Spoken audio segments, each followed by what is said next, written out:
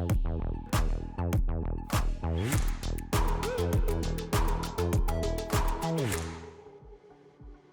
to the Rainmaker podcast with your host, Gui Costin. The goal of this podcast is to give listeners a unique look into sales strategies from top industry executives. We introduce you to the heads of sales and heads of distribution who will help you understand the inner workings of the successful sales organizations from philosophy to execution. This podcast is essential for sales professionals seeking wisdom from the best in the field. If you're not familiar with Dakota and their Dakota Rainmaker content, please check out dakota.com to learn more about their services.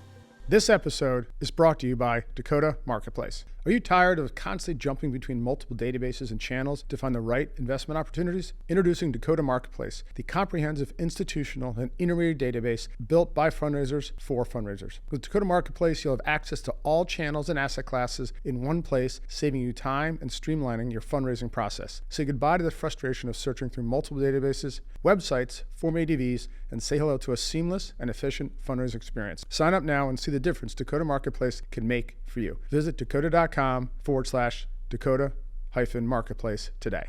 What is up, everybody? It's Gui Costin, founder and CEO of Dakota. Welcome to the latest edition of the Rainmaker podcast.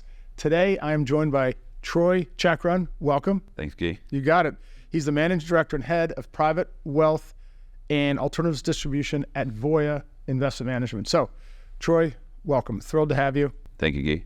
Troy Chakarun is the head of private wealth and alternatives distribution at Voya Investment Management. He's responsible for leading the general sales team's efforts in the RIA, multifamily office, single-family office, bank trust, TAMP, and institutional advisor markets. Troy also has direct responsibility for specialist sales team's distribution of privates and alternative sales across the intermediary channel. Prior to Voya, Troy was a financial advisor at Merrill Lynch and Bank of America. Troy earned a BA in economics from the University of Arizona and an MBA from the Eller College of Management at U of A. Could you give us just a little background on yourself and then kick in a little background on Voya, please? Sure. So I went to the University of Arizona, also known as the Harvard of the West. And while I was in college... Did you grow up out there, or? I grew up all over the place. So California, Arizona, New Jersey, and a lot of different circuits. But, nice. So I was at U of A and... just, a dumb college kid. One of my fraternity brothers had started an internship at Merrill Lynch, and I decided I would go do that with them. So it basically involved us going to the happy hour and going back and making cold calls. Sometimes we got kicked out of the office, sometimes we didn't. But anyway, I learned what I thought I wanted to do when I got older. When I got out of college, I moved to San Francisco, started working at Merrill Lynch in San Francisco, worked with some P-Big teams, worked with some stock plan teams, worked with retirement plan team. So I got a lot of broad exposure.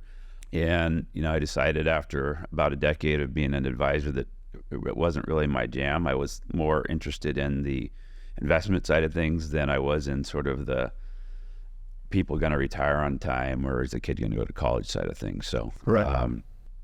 I did a self-evaluation one day. I wrote down pros and cons and things I like to do and things I don't like to do. And it just kind of dawned on me, like, wow, I should go be a wholesaler, right? Right. So I had a lot of buddies that were wholesalers that never even thought about it, but decided I'd give it a whirl. So put the resume out there, and randomly one day I get a box to my office when I was still an advisor. It's a big box of literature, and I was like, what the heck is this?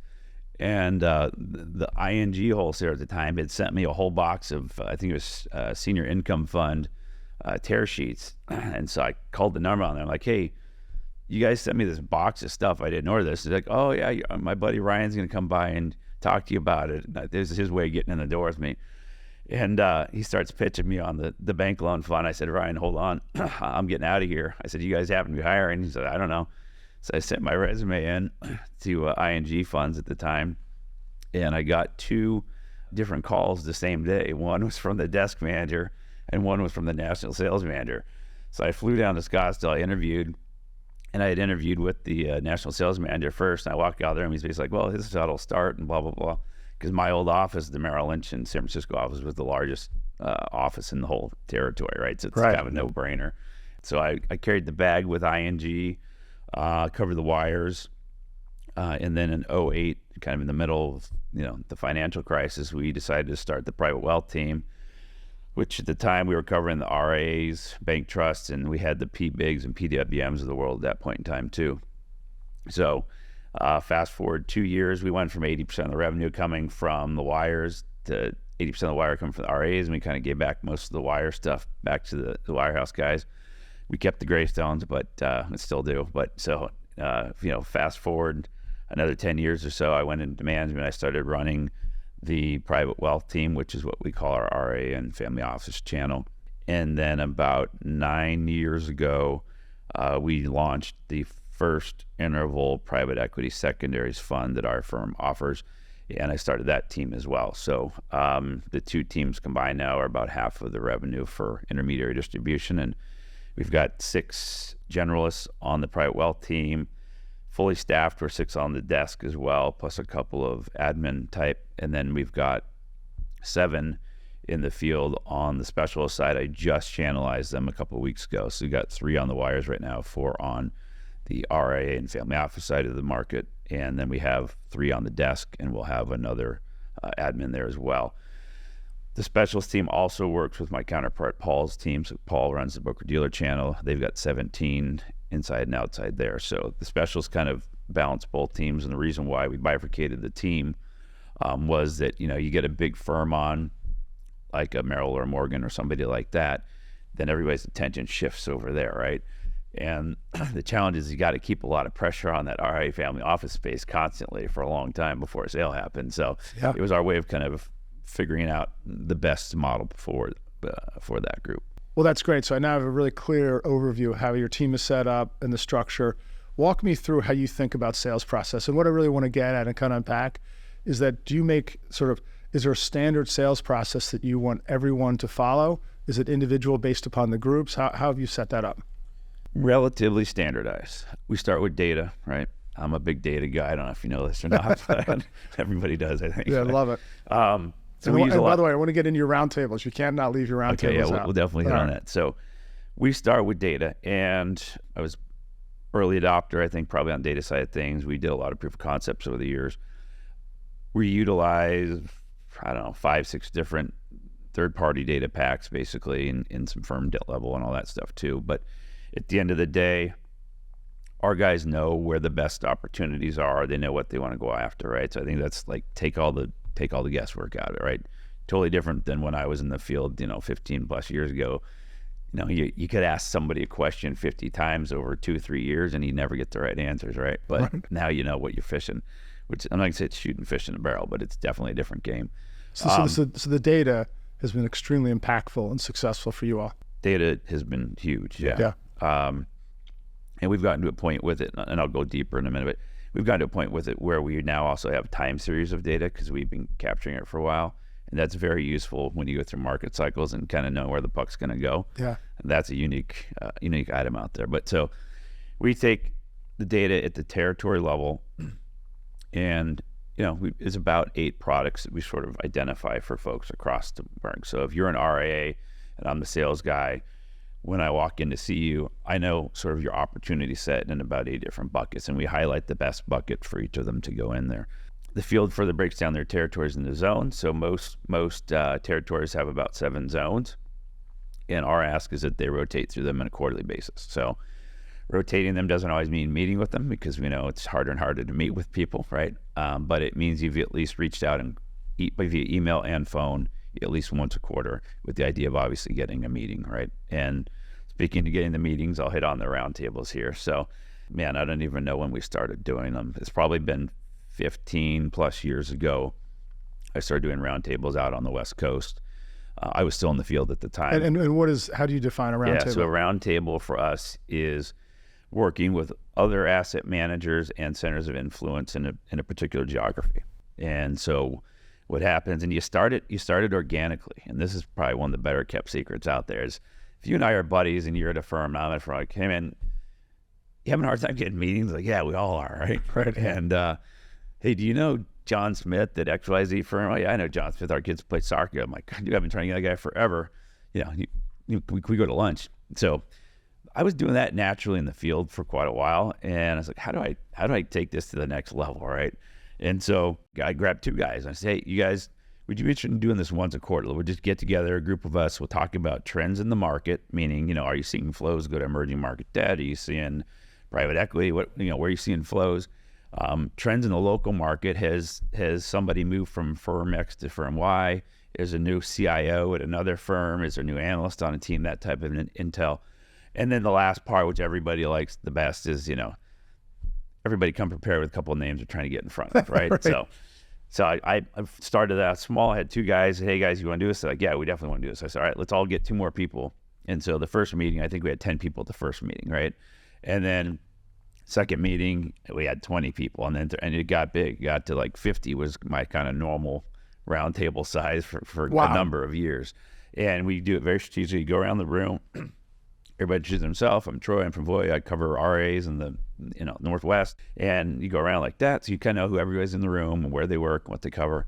And then you go around the room once, which is trends in the market. Twice, which is trends in the local market. And the last one, which is what everybody comes. You got to have their pens and papers out, right? Which is, who are you trying to get in front of? And everybody's trying to get in front of the same hard people, right? Like someone at the table is going to know that one person that everybody in the room wants to know.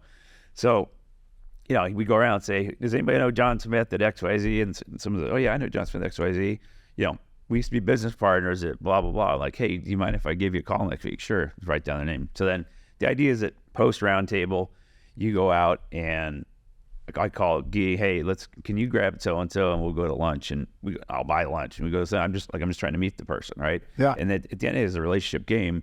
Once you meet them, they're going to take a meeting with you. So that's what we've done for a lot of years. And for my sales team, I don't want to use the word mandate, but we strongly encourage to do it on a quarterly basis. And then if you have multiple geographies, like, if you have Boston and New York, the guys do one in Boston and one in New York. Well, it's a key part of your sales process. Yeah. So that's a big deal. Yeah.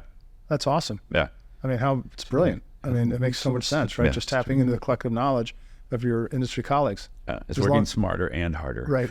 Yeah. And just as long as you're a giver, right? I mean, Right. everyone has to be a contributor, Yeah. right? You just can't be a taker. And it's not just a random invite to people. It's like somebody do you guys want to do this? Yeah, we want to do this. So people that are there are invested in doing this and doing it well. That's great. And so I'm going to take that to 2.0 real quick. Yeah. 2.0 of that is you do this for, let's say you do this for 3-4 quarters, and you know everybody who's coming. People come regularly, you know who regularly contribute. And once you have your round table, you know who your top 5 or 6 people are from that round table. So where I took it to the next level when I was in the field is I took my inner circle, is what I called it, and we did a monthly call. So the 6 of us were a subset of their broader round table. We did a monthly call, and we said, can you commit to get on call once a month? Yep. So we have us and our internals all got on call. So there's 12-ish people on each call, and everybody on there each learned what that one person's, obviously not competing products, learned what that person's one thing that they were out there selling the most of, right?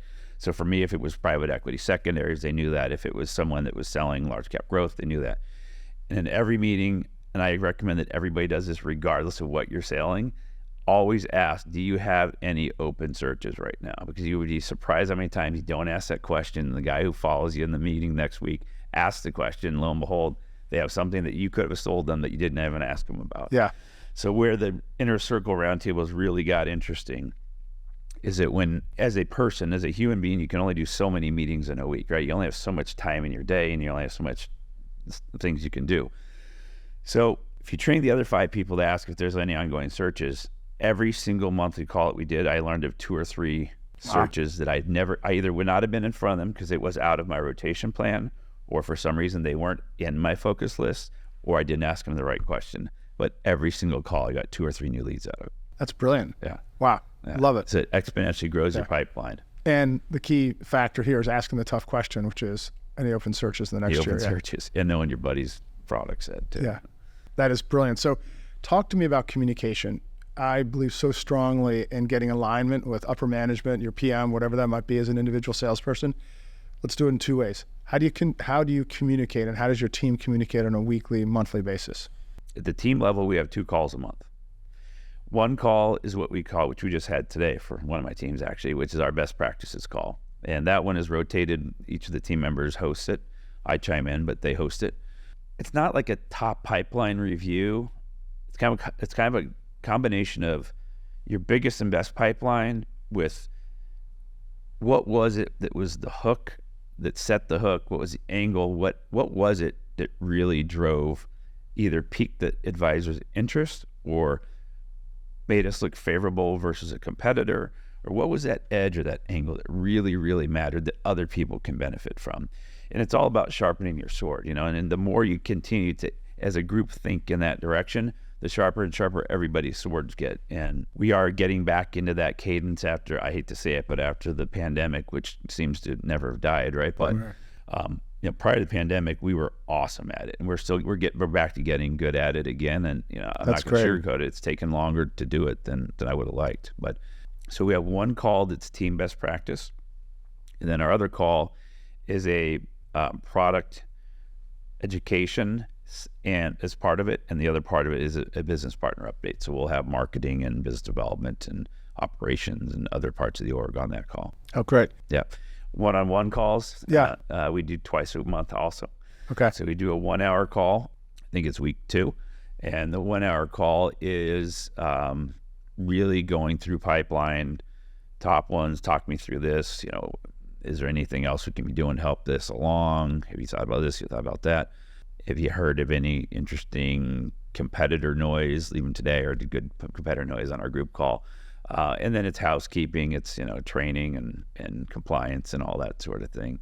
And then our other call, which is a half an hour, which is on the 4th week of the month, I believe, is really more of a quick catch up in the top pipeline hits. So it's pretty structured. That's awesome. Yeah, I love the best practices in sharing. Yeah, right. It's the best. That's my favorite. Totally brilliant. I get on Paul's calls. He gets on my calls. So I get on the broker dealer channel calls. He gets on my calls. I like hearing about what's new, what's going on. I think you have to be a consummate student of the markets. We have a monthly. We used to call them offsites. Now I call them W days, and each division comes in and reports and has a conversation with the executive team on 2 questions: what's working, what's not working. Right, and mostly end up listening to what's not working, right. And then all you're there is to solve problems for them, right? Just get it out. What's working? Okay, it's working good. No, what's not working? So totally brilliant. Okay, how do you? What is your process for reporting? I would say to that point, I would say I do end every one of my one-on-one calls with, "What can I do, or can I help you with anything?" Right. Because then you get the what's not working things on one-on-one, and you don't get them on the group calls, and it doesn't turn into a bitch session. Yeah. No, I hear you. Yeah. It's these have been remarkable. The stuff that we have learned and gotten out of people so we can help, right, has been tremendous. And everyone's pretty open to communicating about that. Yeah. And everyone loves them. So what is your cadence for communicating up to your executive? Our cadence upward is usually quarterly, because we're a public company, so don't really have a choice in that matter, to be honest with you. But so we're very, I wouldn't say we're strict, we're very on top of pipeline. And depending on our investor types, so for our private equity team, right, we need to let them know on a quarterly basis how much capital's come in for our interval fund, because it's a quarterly fund, and they got to be able to deploy capital. It's not like the money comes in and they just hit a button and they go buy a bunch of stocks, right? So they got to be sourcing deals and timing that out. So for our private equity arm, we actually have 2 parts of the pipeline. We have the closest coming current quarter funding. It could be this quarter, it could be next quarter, but the next coming quarter and the amount, and then we have the total amount due. For all the other more, let's call it traditional products, it's just a regular pipeline. It's like, when's it due, or what's the total amount, and when do you think the anticipation date, and where's it in the stage and all that. But we use the pipeline, we take a weighted pipeline, and we do report that up to senior management. So it's very important for us, because they use it in their forecasting to the street, right? Wow. That our team is on top of their pipelines. Now, we do use a probability weighted one, I will add, but on a quarterly basis, we do push the pipeline, a probability weighted pipeline up, and then we give them usually 5 to 10 sort of talking points about what's going on in the field or the market. So if I could give a takeaway from this, not everybody that's listening to this podcast right now works for a bigger firm. Right. So they might be a 1-person sales team, 2, 3-person sales team at a boutique asset manager. Yeah. And what I've always recommended is you want to be Gui Costin, Inc., okay, and treat yourself as a entity. It's your franchise. And then you want to have best practices. Yeah. And so what you're getting at is, if you treated upper management, even though it might be a $500 million boutique or $1 billion boutique, as if you're a public company and you're reporting pipeline up on a regular basis so they can monitor.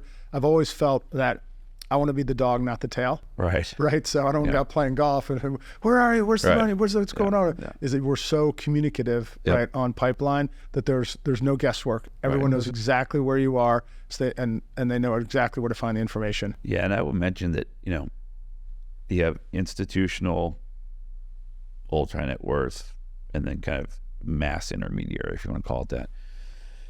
And it gets harder to predict.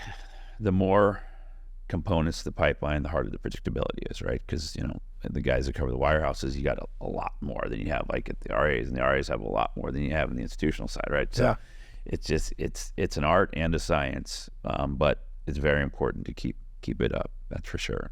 So speaking of keeping it up, my next topic, I think I know where you're going with this, is the importance of a CRM. And in your own words, the value that salespeople and organizations can benefit from, obviously. And I know you assume that everybody uses a CRM. Right, That's just not the case. Yeah. And so we're here to really unpack how important that is to you when running your operation. I'll back up one step. When I was in the field, I almost always had 3 to 4 pages of notes per meeting. And people laugh at that. Well, that's how you capture the right information. Right. And after a while, and you'll notice, see this bump on my finger right here again. After a while, I went to a company called LiveScribe, and you could write on paper, and it would digitize it, right? This is way before all the newer stuff. This is 10 plus 15 years ago.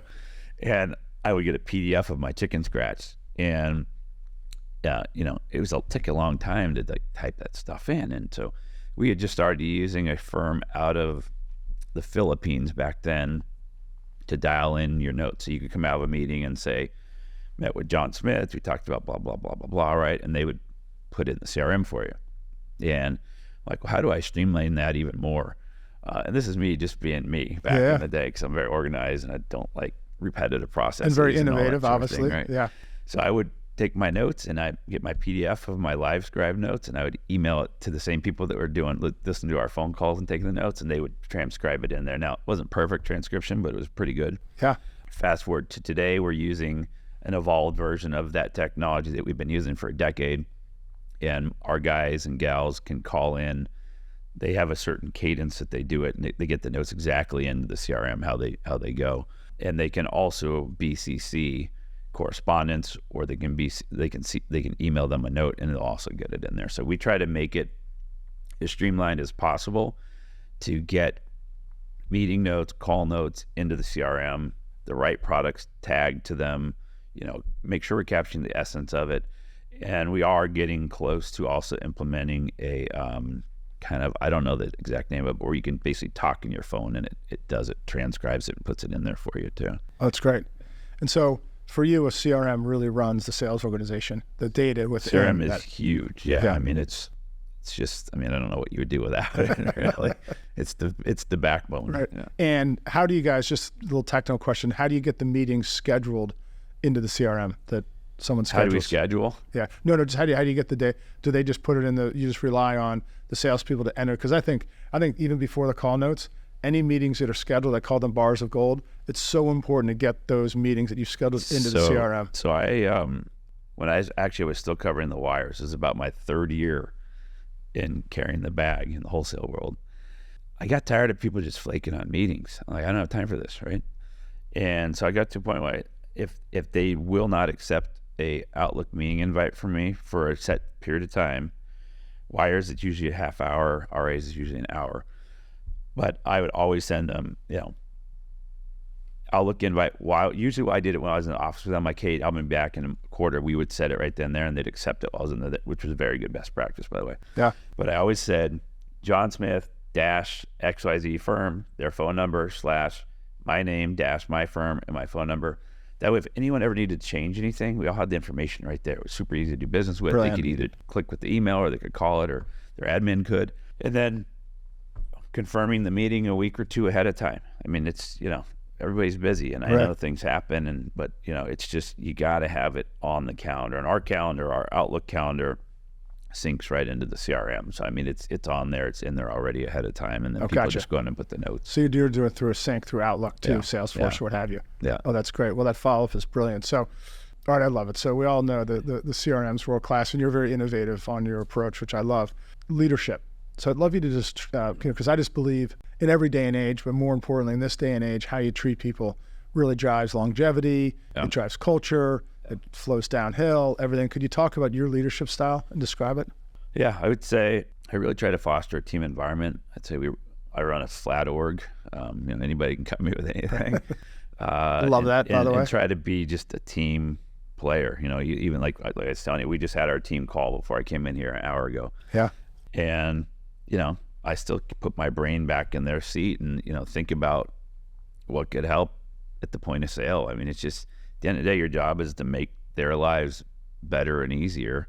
And, obviously take on all the problems and the BS that they don't want to deal with. Yeah. But, that's how I run the team. And I think, a big part of my job, I'd say I don't do as much sort of one-on-one in the field time stuff. In fact, not much at all anymore, because it's just, you get busy running the business. You got to work with marketing and product and legal and finance and all the other people that will make the equation work, right? But both of my two teams that I manage right now predominantly are all very seasoned salespeople, and I trust them, and they trust me, and we have our team calls twice a month and our one-on-one calls twice a month. So a lot of communication, and we're big on not texting, right? But Teams chatting or whatever. Somebody needs to get hold of me immediately, just send me a Teams chat. Oh, that's great. So, and your leadership style, it sounds like it's team-based, open door policy. Anybody can come to you, ask any question. Because I just finished up interviewing Todd Myers from Blackstone. He said basically Steve Schwartzman has that same approach. Right. He loves to hear what's going on in the field so he can be helpful. Yeah. I'd say the only thing we didn't hit on there is just when we work with people to give them their segmentation data and they put their zones in, we then take the zones, we put on the calendar. So there's never any confusion between the desk and the field about where somebody wants to be and who they want to see, right? So if they're calling 4 weeks out in advance, which is what my preference is, then if the internal doesn't have a good luck on week 4, the external on week 3 can do it, and they can both do it week 2, and you don't look desperate trying to get a meeting, a week before the appointment. So I think with everybody knowing who they want to see, where they want to be, it kind of takes the guesswork out of the equation. And so I try to provide all the tools that I can to help people run their business without me meddling in it, basically. I love that. Yeah. So with that, my next question is one of my favorites is, what would you tell a young salesperson entering the industry today? What you said I can't say the other thing. No, you can't. What advice would you give I them? would say, be a consummate student of the markets, and it doesn't have to be the financial markets, but the job that you're working in. Like, what are best practices for getting a meeting, or being super sharp about who your competitors are on a product or an asset class, learning about an asset class, but being technology forward, learning how to use data. I mean, data is here to stay. It runs through every single business there is out there. And if it doesn't, that business probably not going to be here in a couple of years, right? Right, exactly. So data-driven business model, marketing tech stack, learning how to leverage all that. My daughter just graduated the Harvard of the West as well. Oh, beautiful. Last week. So she's moving to the East Village tomorrow, actually. Oh, great. We're helping her move into an apartment tomorrow. And she's been doing a lot of informational interviewing, and may or may not go down our exact path, which is fine with me. Yeah. But, a lot of feedback that we're getting out there is have that PowerPoint and that Excel skills.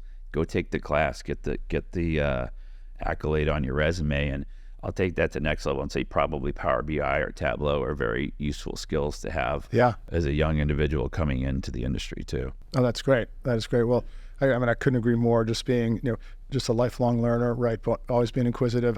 Clearly, you espouse that. You live it. Yeah. Right. It's just from talking to you. So that's great. So, in closing, biggest obstacle right now for you as a distribution leader? The biggest obstacle is probably challenge. Challenge. Yeah, there's a lot of challenges out there. To have to pick one. Yeah, just pick one. I would say I'm gonna pick two. Okay. Two things. One is affecting growth in corporate America right now, when a lot of the infrastructure is going through sort of changes in tech stack, changes in processes because of the changes in tech stack, the integration of AI and natural language processing, all these things. There's a lot of changes going on. So it's like just making sure you're keeping that pedal on the metal going in the right direction while you have all this other noise going on. But on top of that, I would say, retention of talent right now. I mentioned one of the groups I run is a private equity distribution team, and there's a lot of big private equity players coming into the market out there, throwing a lot of dollars around. Right. So it's that's a challenge. Is how do you compensate and retain when you are coming from a traditional wholesaling firm or traditional asset management firm who has moved into alts, as opposed to an alt player who's used to deeper pockets and spending more. So I would say like our alt part of our business, we're highly investing in that. We're growing that direction. That's totally high net worth and ultra high net worth privates and alts is the direction of the firm. But we're an asset manager who traditionally was long only, right? And we have a portion of our book in that direction. So we have a lot of portion of our book with a lot lower margin stuff than you have on the alt side. And so the bigger the margin, obviously the bigger the pocket. So it makes it challenging to keep talent when one of the bigger shops can come out and double their income overnight, right? Yeah, I hear you. Yeah. It makes complete sense. Well, just from listening to you, incredibly thoughtful, incredibly innovative, right, of how you built the business. Clearly, you've been in the seat for a long time. You have a leadership style that people want to work with you. You have long tenured salespeople, right? So congratulations on what you built. Thank you. Thanks for having me today. You got it. Well, thanks for being here. Yeah, I appreciate you. All right, great. Yeah. Well, thank you, Troy. Everyone, that's a wrap on another edition of the Rainmaker podcast. Thanks so much for joining us, and I can't wait to see you on the next Rainmaker podcast. You can find this episode and others on Spotify, Apple, or your favorite podcast platform. We are also available on YouTube if you prefer to watch while you listen. If you would like to check up on past episodes, check out our website, dakota.com. Finally, if you like what you're hearing and seeing, please be sure to like, follow, and share these episodes. We welcome all your feedback as well. Thank you for investing your time with Dakota.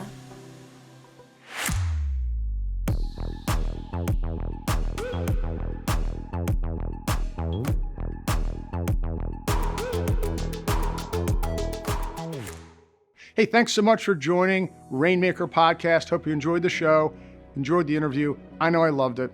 And hey, if you wake up in the morning and you raise money for an investment firm, you do cold outreach, whether you're a sales leader or salesperson, and you don't know about Dakota Marketplace, we would love to show it to you. It's world-class. It's used by over 880 investment firms and over 3,600 individual salespeople.